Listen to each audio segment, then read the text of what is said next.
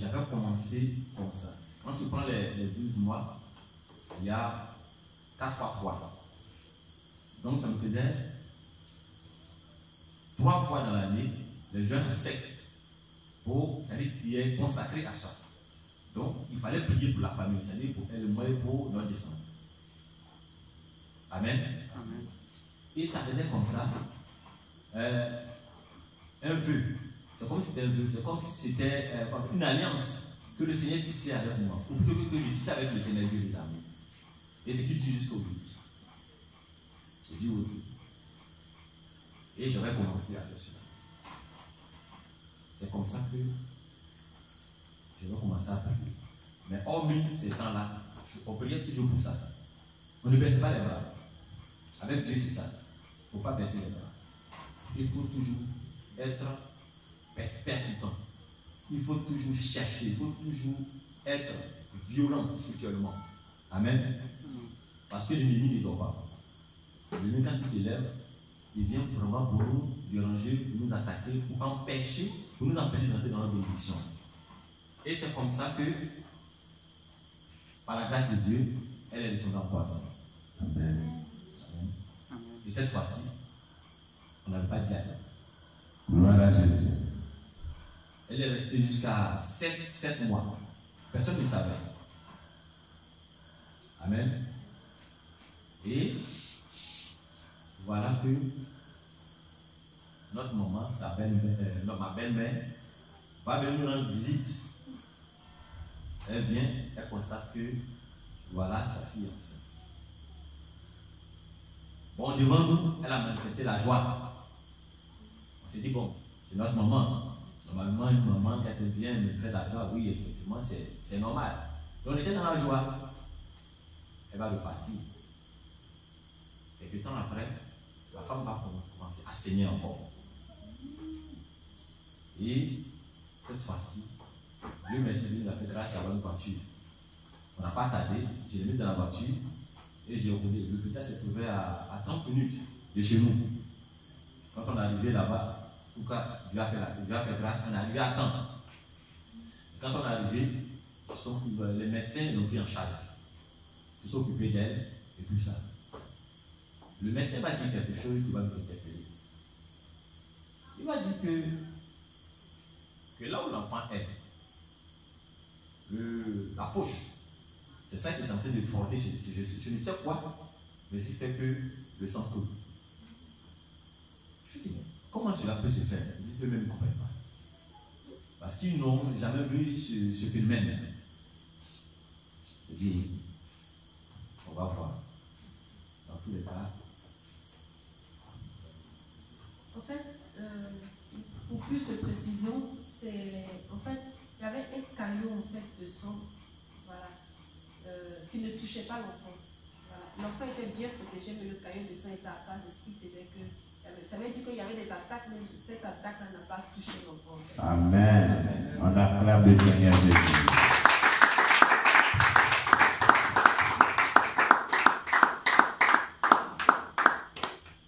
Et dans l'hôpital, on ne baissait pas les bras. C'était un combat vraiment à longue haleine. Il fallait tenir. Alors, dans l'hôpital, j'ai dû continuer à prier les jeûnes et les prières. Parce que le Seigneur m'avait déjà prévenu que ça ne sera pas facile. Amen. Et donc, Dieu aussi me donnait des instructions. Il fallait les suivre. Et quand Dieu me donne des instructions, il faut les suivre. Celui qui sait ce qui va se passer. Celui qui sait ce que l'ennemi est en train de lui tramer. Amen. Dieu merci, elle a fait pratiquement 2 semaines d'hôpital et le Seigneur a fait. Le caillot est parti, on est rentré tranquillement. Je dis que l'enfant n'est pas touché et que la progression de la grossesse est normale. Et on est rentré. Ils ne se sont pas arrêtés là. Elle a commencé à avoir quelques contractions. On est parti voir le médecin a dit bon, l'enfant a arrêté de progresser dans son ventre. C'est pas facile. Bon, le médecin a dit, ça fait déjà 8 mois, et que pour lui, il fallait extraire l'enfant. Il fallait qu'ils vont d'abord provoquer voir si l'enfant peut sortir. Et si l'enfant ne peut pas sortir, vous allez faire par césarienne. On dit ok, il n'y a pas de souci, c'est vous qui êtes docteur. Mais dans mon cœur, vous savez que le vrai docteur est là. C'est notre Père, le Tout-Puissant. Amen. Il décide de tout. Alléluia. Et on est parti ce jour-là. Quand on est arrivé, ils ont mis des appareils et tout ça pour pouvoir provoquer la grossesse pour que l'enfant puisse sortir. Elle n'est pas sortie. Mais au contraire, le cordon, on ne sait pas comment c'est passé, mais le cordon a enveloppé son cou dans son ventre. Et le médecin a fait encore une échographie. Quand il a regardé cela, il a dit non, il faut forcément le payer pour sortir.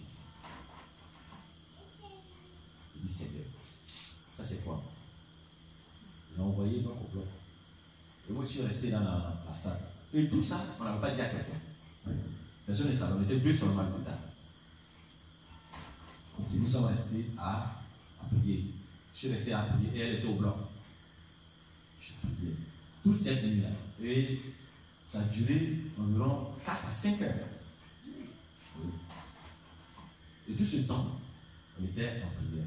J'étais en prière, ceux qui étaient là-bas avec elle. Et puis, lorsque je priais, comme c'était en maternité, j'ai entendu la voix d'un bébé. Le bébé là aussi, il pleure fort. Moi, je suis en train de prier, il est en train de m'amener. Mais je continuais sur la prière. Le bébé pleurait encore plus fort. Et après, ça m'a tellement dérangé. La femme aussi, l'enfant est en train de pleurer. Mais comment est-ce qu'elle prépare soin de l'enfant? Je ne comprends pas. Ça m'a fait mal au cœur. Puis je suis venu m'asseoir juste à côté. En fait, si vous voyez ça, je me dis, mais il y a un bébé qui pleure là-bas. Pourquoi est-ce que depuis l'enfant pleure? Et puis il y a une femme qui est venue. Elle venait, elle dit, monsieur, vous entendez, c'est un bébé qui pleure. Amen. Amen. Et je suis parti avec elle pour voir le bébé. Dieu merci, elle était bien contente. L'opération, la césarienne s'est bien passée. Amen. Mais j'avais encore une chose qu'ils avaient encore tenté. Elle avait perdu beaucoup de sang. C'était pas facile. Mais c'est une femme qui est forte. Elle a la crainte de Dieu aussi. Et la foi qu'elle a, c'est tellement. Amen. C'est ce qui m'a marqué. Encore plus. Elle a une grande foi. Le médecin nous a dit qu'elle a perdu beaucoup de sang lorsqu'il était en train de faire la césarienne. Donc, il fallait lui donner des médicaments et tout. Il n'a pas de souci. Mais une chose m'a marqué chez elle, c'est que après ils ont envoyé l'enfant l'examiner et ils sont venus dire que non, voilà, l'enfant est né, tout ça. Quelqu'un qui venait de subir une opération, Dieu a donné la force de s'élever pour pouvoir aller voir son enfant. Amen. Cela m'a beaucoup marqué. Parce qu'elle avait perdu beaucoup de sang et normalement elle devait rester couchée.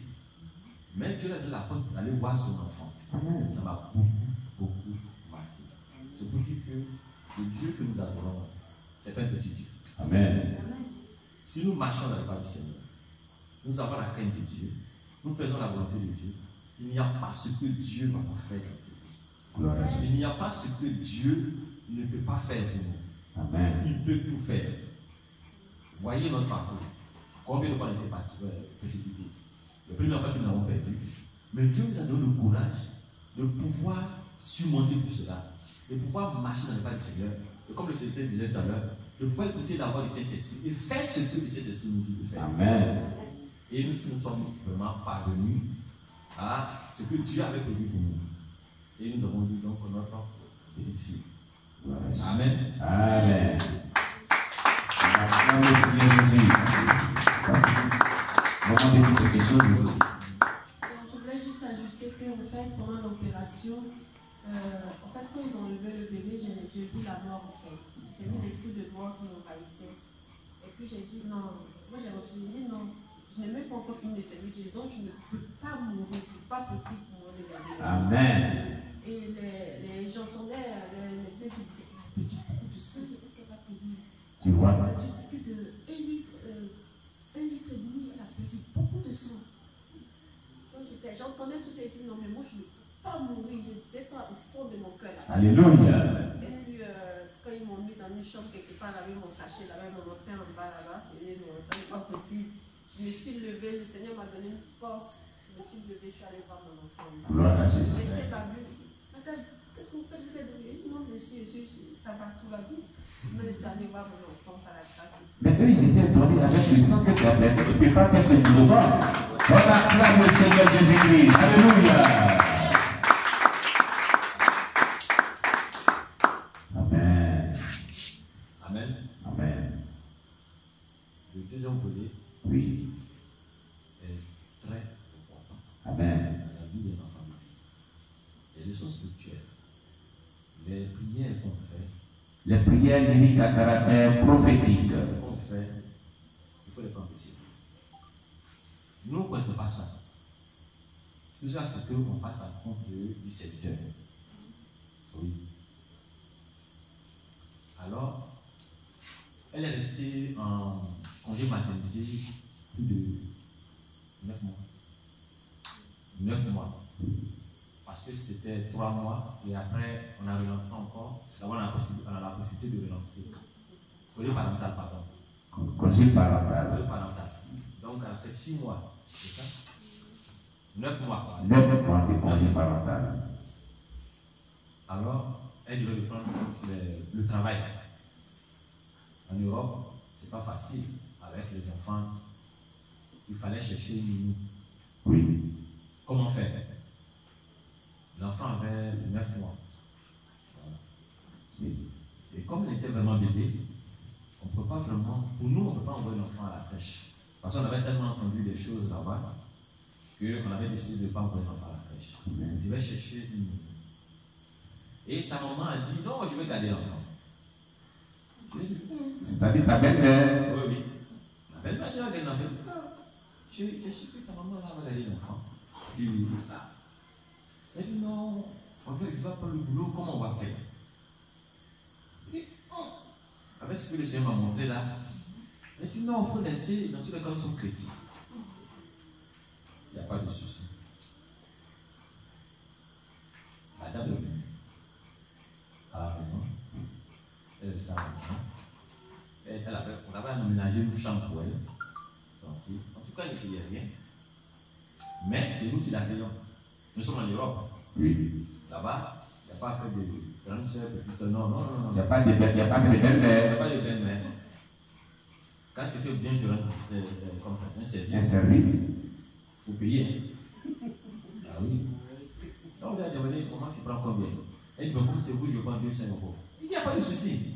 Moi, ça m'arrange. 200 €, c'est pas vraiment grand, mais bon, voilà, ça va. Et notre maman est venue. Mais je vous dis que ça n'a pas été facile. Pas du tout facile. On avait commencé à avoir les premiers signes de l'esprit mauvais. On avait commencé à avoir quelques petites disputes là nous à la maison. Pourtant, il n'y avait pas de tout ça nous.